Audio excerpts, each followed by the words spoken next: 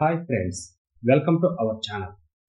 సౌత్లో star heroine అయితే అందరికీ టప్పును గుర్తొచ్చేది నయనతారని.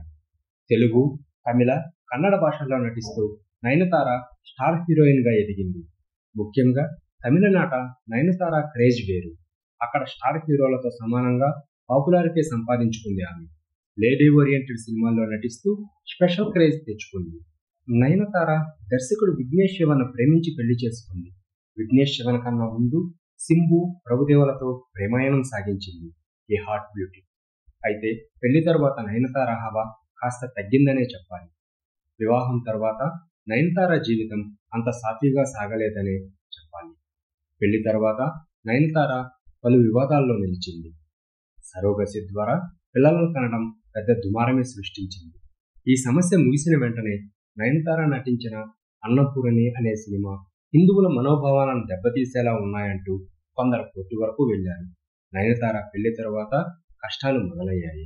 ఇప్పుడు దానికి తగ్గట్టుగానే నయనతార అడుగులు వేస్తున్నట్టు స్పష్టమవుతుంది. నయనతార తాజాగా తన సోషల్ మీడియాలో ఒక పోస్టును షేర్ చేసింది. ఆ పోస్టులో వైవాహిక జీవితం గురించి ఆసక్తికర కామెంట్స్ చేసింది. తెలివి తక్కువ వ్యక్తిని పెళ్లి చేసుకున్నప్పుడు మ్యారేజ్ అనేది పెద్ద మిస్టేక్. నీ భర్త చేసే పనులకు నువ్వు బాధ్యత వహించాల్సిన అవసరం లేదు. ఎందుకంటే పురుషులు సాధారణంగా మెచ్యూర్ కాదు.